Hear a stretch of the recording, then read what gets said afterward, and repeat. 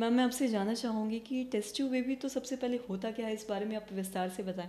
और साथ ही जो भी लोग टेस्ट ट्यूब बेबी करवाना चाहते हैं, इसमें क्या कुछ खर्च आएगा, क्या कुछ एक्सपेंस आएंगे, इस बारे में भी बताएं। जी, टेस्ट ट्यूब बेबी अगर हम आम भाषा में समझें तो फर्टिलाइजेशन का एक एक्स्ट्रा तरीका है। जैसे नॉर्मली क्या होता है कि एक महिला के शरीर के अंदर अंडा और स्पर्म जो है वो फर्टिलाइज होते हैं और एम्ब्रियो तैयार होता है। जब हम इस प्रक्रिया को बाहर लैब में करते हैं, इन विट्रो फर्टिलाइजेशन, तो उसे हमने आम भाषा में टेस्ट ट्यूब बेबी का नाम दिया है।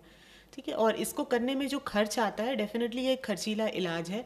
इसमें कई हाई पावर के इंजेक्शन्स लगाए जाते हैं, फिर अंडे को निकालने की प्रक्रिया की जाती है, कुछ बेहोशी के इंजेक्शन्स लगते हैं, फिर उनको फिर आईवीएफ लैब में अंडे को और स्पर्म को मिला करके फर्टिलाइजेशन किया जाता है, इक्सी की जाती है, फिर उसे इंक्यूबेटर में रख के एम्ब्रियोज तैयार किए जाते हैं, एम्ब्रियोज को फ्रीज किया जाता है, फिर महिला की गर्भ में एम्ब्रियो ट्रांसफ़र किया जाता है। ये पूरी प्रक्रिया आईवीएफ की जो होती है, इसका खर्च लगभग 1.5 से 2 लाख रुपए के आसपास आता है।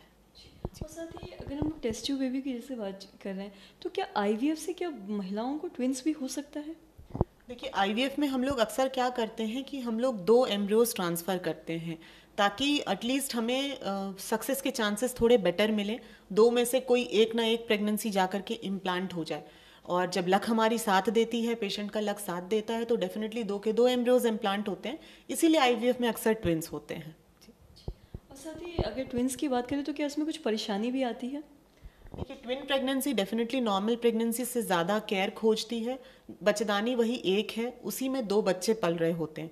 तो महिला को अपनी न्यूट्रिशन से लेके प्रॉपर रेस्ट का, प्रॉपर केयर का, हर चीज़ का ध्यान रखना होता है। ट्विंस के साथ ये प्रॉब्लम होती है कि अगर सही टाइम पर उनकी डिलीवरी ना हो तो बच्चे की ग्रोथ कहीं ना कहीं कॉम्प्रोमाइज़ होने लगती है। कोई एक बच्चा ज़्यादा बढ़ने लगता है, एक कम बढ़ता है। ऐसे कंडीशंस में डिलीवरी समय से पहले भी हो सकती है। और बच्चों को एनआईसीयू केयर, यानी कि जो हम कहते हैं कि शीशे में रखना पड़ता है, इसकी भी ज़रूरत होती है। तो ट्विन प्रेगनेंसीज की डिलीवरी हमेशा सही हाथों में होनी चाहिए, सही सेटअप में होनी चाहिए, जहाँ पर बच्चे के लिए खास तौर पर सारी सुविधाएं उपलब्ध हैं। और साथ ही मैं आपसे एक और चीज़ जानना चाहूँगी कि अगर हम लोग एक्टोपिक प्रेगनेंसी की अगर बात करें, और साथ ही एक तरफ अगर हम आईवीएफ की बात करें, तो क्या आईवीएफ में भी ऐसा कभी एक्टोपिक प्रेगनेंसी होने के चांसेस हो सकते हैं? जी बिल्कुल, आईवीएफ में भी एक्टॉपिक के इंसिडेंट्स हैं, पर ये सब बहुत हद तक डिपेंड करता है कि आपकी ट्रांसफ़र की टेक्निक कैसी है, आपके डॉक्टर की स्किल कैसी है। सही जगह पर किया गया ट्रांसफ़र में एक्टॉपिक इंसिडेंट्स बहुत कम होता है। दूसरा, अगर महिला के यूट्रस में ऐसी कोई प्रॉब्लम हो जिससे उसकी मोटिलिटी बहुत फ़र्क पड़ रही हो, यूट्रस में ही कोई ऐसी बनावट में बहुत ज़्यादा बिगाड़ है, या फिर यूट्रस की मल्टीपल सर्जरीज हो चुकी हो, तो ऐसे कंडीशन में कई बार क्या होता है कि एम्ब्रियो सही जगह इम्प्लांट नहीं होता और एक्टॉपिक प्रेगनेंसी हो सकते हैं। जी। और साथ ही यूट्रस की अगर हम बात करें, तो अगर किसी को यूट्रस कैंसर होता है तो क्या आईवीएफ करवाना सही है या गलत, मैं आपसे जानना चाहूँगी। देखिए, अगर यूट्रस में कैंसर हो गया तो उस डिपेंड करेगा कि कैंसर कितने अर्ली स्टेज का है। अगर वो बहुत ही अर्ली स्टेज का है और वो बचदानी की ग्रीवा का कैंसर है, यानी सर्वाइकल कैंसर बहुत अर्ली स्टेज में है, तो उसमें हम लोग क्या करते हैं कि बहुत मिनिमल सर्जरी ऐसी करते हैं कि सिर्फ हमने जहाँ पर कैंसर था उतना पार्ट हटाया और यूट्रस आपकी पूरी इंटैक्ट रही। आपने उसके बाद जो भी थेरेपी आपको आपके डॉक्टर ने सजेस्ट की, आपने वो कंप्लीट की। अगर वो सारी चीज़ें सही मेंटेन हो गई हैं और आपका यूट्रस अब हेल्दी है, वैस्कुलर है, तो फिर उस यूट्रस में हम लोग ट्रांसफ़र कर सकते हैं और प्रेगनेंसी पॉसिबल है। बट अगर वो एडवांस स्टेज का कैंसर हो चुका है और यूट्रस को ही हमें हटाने की ज़रूरत पड़ गई, तो फिर वैसे कंडीशंस में प्रेगनेंसी आप उस यूट्रस में नहीं कर पाएंगे।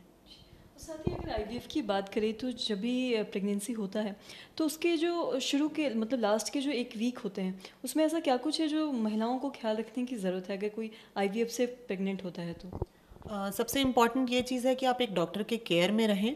समय समय पर आप अपने बच्चे की हार्ट बीट चेक कराते रहें, उसकी ग्रोथ चेक कराते रहें। और कुछ भी सिम्टम्स अगर आपको हो रहे हो कि बच्चे की मूवमेंट आपको अच्छी नहीं फील हो रही, थोड़ा भी पानी गिर रहा है, किसी दिन कमर में दर्द महसूस हुआ, तो ये चीज़ें आप अपनी डॉक्टर को कम्युनिकेट करें। जब आपको विजिट का टाइम दिया गया हो, उस टाइम ज़रूर डॉक्टर के पास कंसल्टेशन करें, स्कैन्स जो है वो मिस ना करें। और लास्ट के तरफ, जब प्रेगनेंसी के खास करके लास्ट के 2-3 हफ्ते बचे होते हैं, उस टाइम पे सजेस्टेड होता है कि आप मिनिमल लाइट एक्सरसाइजेस करें, बहुत हैवी कोई एक्टिविटी ना करें, कुछ भी भारी चीज़ें ना उठाएं, सेक्सुअल एक्टिविटी बिल्कुल नहीं होनी चाहिए। इन चीज़ों का आपको ध्यान रखना है।